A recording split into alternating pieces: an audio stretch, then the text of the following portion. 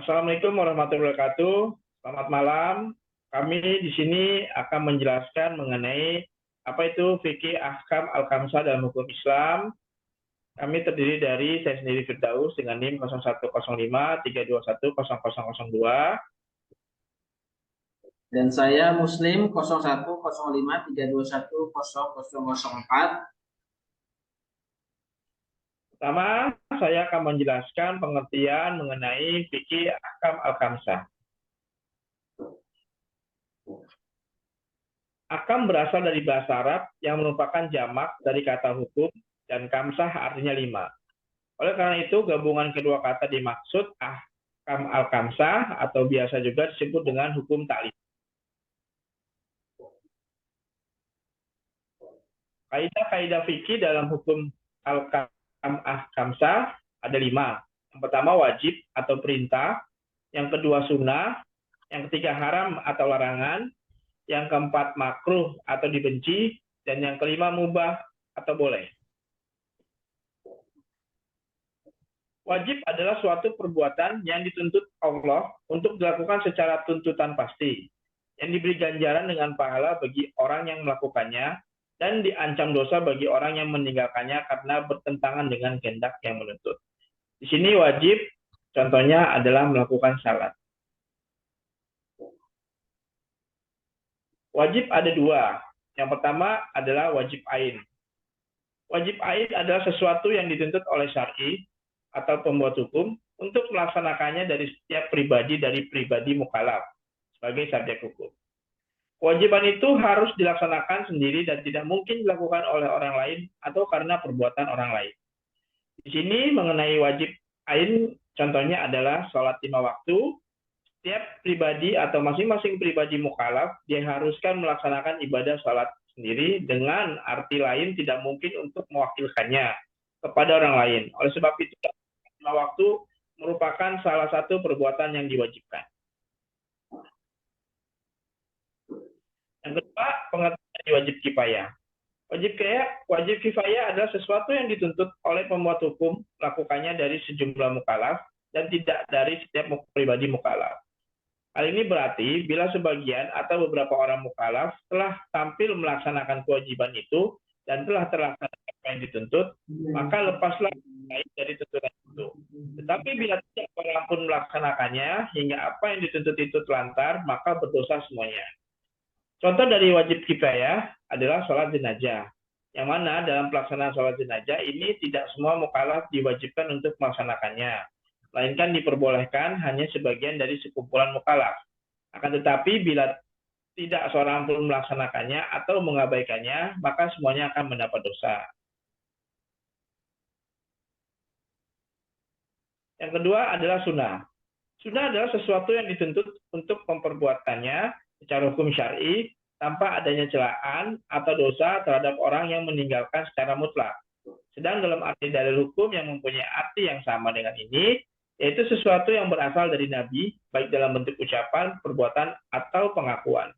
Di sini contoh dari sunnah adalah memberi sumbangan kepada panti asuhan. Sunnah terbagi 2, sunnah muakkad, yaitu perbuatan yang selalu dilakukan oleh Nabi, di samping ada keterangan yang menunjukkan bahwa perbuatan itu bukanlah sesuatu yang fardu. Contoh di sini adalah sholat witir. Sunnah dalam bentuk ini karena kuatnya sebagian ulama menyatakan bahwa orang yang meninggalkannya dicela, tetapi tidak berdosa, karena orang yang meninggalkannya secara sengaja, berarti menyalahi sunnah yang biasa dilakukan oleh Nabi.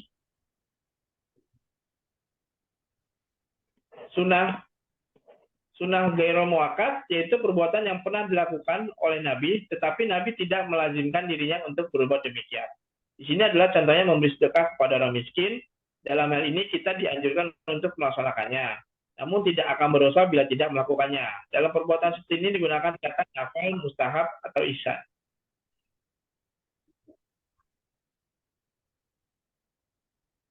Selanjutnya akan dilanjutkan dengan Pak Muslim mengenai apa itu haram. Oke, baik. Di sini saya akan menjelaskan haram. Haram yaitu suatu perbuatan yang apabila dilakukan akan dapat siksa atau dosa. Dan sebaliknya, apabila ditinggalkan maka akan mendapat ganjaran atau pahala. Prinsipnya dalam penetapan hukum haram bagi yang dilarang adalah karena adanya sifat memberi mudarat atau merusak dalam perbuatan yang dilarang itu. Allah tidak akan mengharapkan sesuatu kecuali terdapat unsur perusak menurut biasanya. Contohnya memakan harta anak yatim secara tidak patut serta berzina. Haram terbagi dua.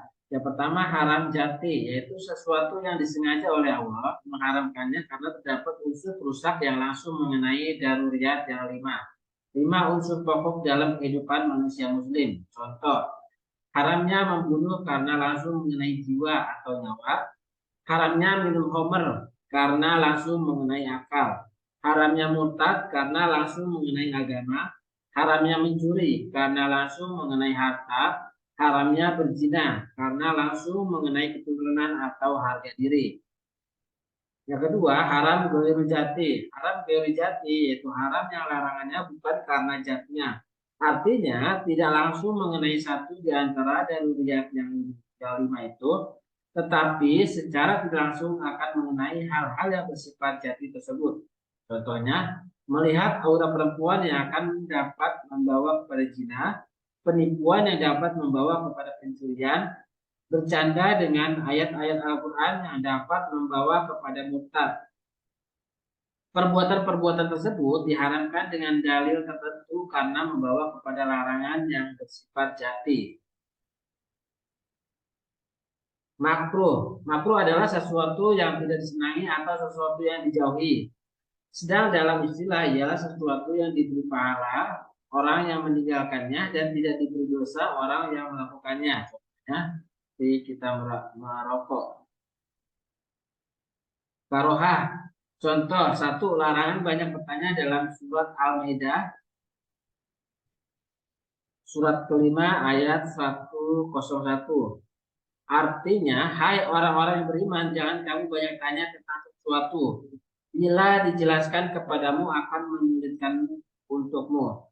Dalam ayat ini, Allah melarang seseorang banyak bertanya. Ujung ayat ini menjelaskan, akibat banyak bertanya itu terhadap sebenarnya, ungkapan ini memberi petunjuk tidak pastinya larangan itu untuk menghasilkan hukum haram. Meskipun demikian, banyak bertanya itu termasuk perbuatan yang tidak terpuji. Contoh kedua, main kartu seperti domino bukan untuk tujuan judi. Dari segi mainnya saja, hukumnya hanya makruh karena dapat mengganggu ketenangan beribadah. Tetapi bila dilakukan keterusan sampai meninggalkan perbuatan wajib, maka hukumnya menjadi haram. Mubah adalah sesuatu yang diberi kemungkinan oleh pembuat hukum untuk memilih antara memperbuat dan meninggalkan. Ia boleh melakukan atau tidak. Contohnya, melakukan perburuan sesudah melakukan tahallul dalam ibadah haji. Mubah ada dua. Yang pertama, mubah yang mengikuti suruhan untuk berbuat. Mubah dalam bentuk ini disebut mubah dalam bentuk bagian, tetapi dituntut berbuat secara keseluruhan. Contohnya makan dan kawin. Mubah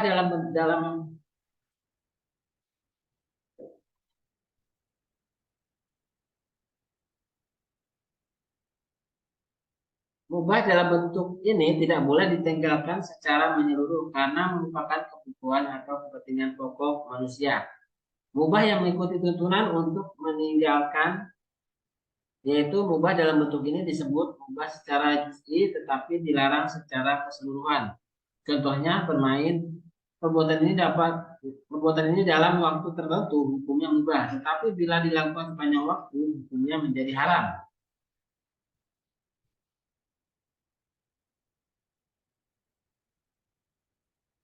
Ruang lingkup al-ahkam al-khamsah meliputi seluruh lingkungan hidup dan kehidupan. Lingkungan hidup kesusilaan pribadi, hukum taklifi berlaku di ruang lingkup keagamaan meliputi semua lingkungan hidup.